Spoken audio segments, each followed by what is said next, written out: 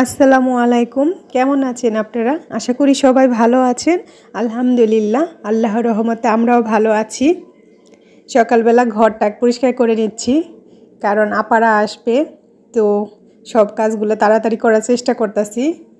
নূর আর জান্নাত খাওয়া দাওয়া শেষ করছে, ওরা বাইরে খেলা করতেছে।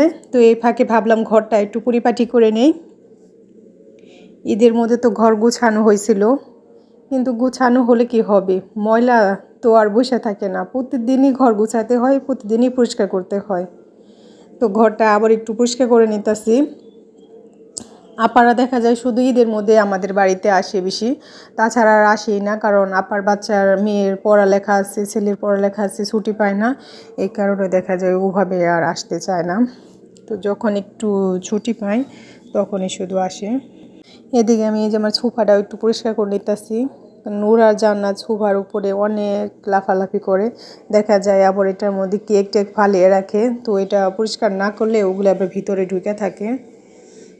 আর ওয়ার্ডরোবটা পরিষ্কার করে নিতেছি।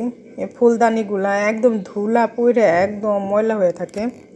আর এই ফুলগুলা প্রতিদিন যদি একটু পরিষ্কার না করি তাহলে দেখা যায় ময়লা একদম কালো হয়ে যায়। ফুলগুলো দেখতেও তখন সুন্দর লাগে না। মাটির টবগুলো আমি সব পরিষ্কার করে নিতেছি। ঈদ উপলক্ষে কয়েকটা ফুলের টবের পরিমাণ বাড়াইছিলাম, যে ঘরে একটু ডেকোরেশন করব। তা কোথায় কিভাবে রাখবো ওভাবে বুঝতে পারতেছি না, কারণ নিচে রাখলে দেখা যায় নূর জান্নাত দৌড়াদৌড়ি করে সারাদিন, তো ভেঙে যায়। অলরেডি আমার অনেকগুলো টব ভেঙে গেছে।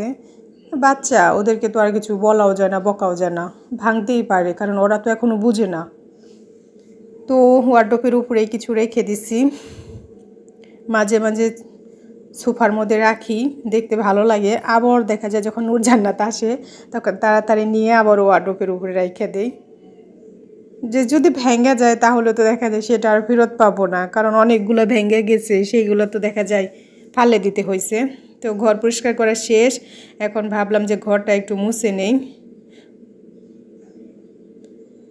সবার আগে আমি ফার্নিচারগুলোই মুছে নেই, কারণ দেখা যায় ওইগুলো এত ধুলা থাকে, ফ্যান চালু দিলে বাতাসে ওগুলো উড়ে উড়ে নাক যেন একদম নাক দিয়ে ঢুকে এরকম মনে হয়।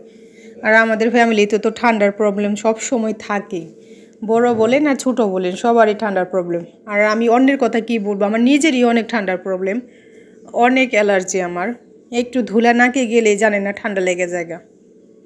আমাদের গাছে যে বেদেনা, মাশাআল্লাহ দেখতে অনেক সুন্দর দেখাচ্ছিল। তো নূর জান্নাত বলতেছে যে খাবো, তো আব্বা এটা পায়রা দিল। তো ক্যাচ ধরার চেষ্টা করছিলাম, কিন্তু ক্যাচ ধরতে পারি নাই। আর এই দেখেন পয়রা ফাইটা গেছে। আর একটা এই যে দেখেন পাখি খাইয়া তারপর ফালে রাখছে।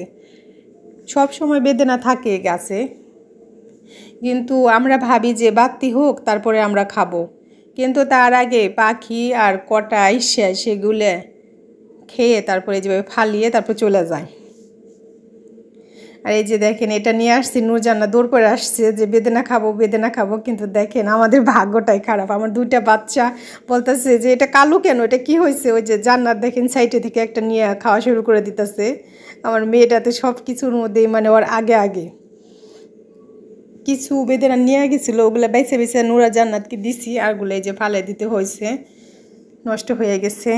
অনেক সময় বেদেনা নষ্ট হয়ে যায় ভিতরে, কিন্তু বাহির থেকে ভালোই দেখা যায়, পরে ভাঙার পর দেখি যে ভিতরে এরকম কালো বের হয়। শুরুর দিকে এরকম প্রবলেম ছিল না, শুরুর দিকে বেদেনা মানে সাইজ আরও বড় হতো, দানাগুলো অনেকটা বড় হতো, আর খেতে অনেক মিষ্টি।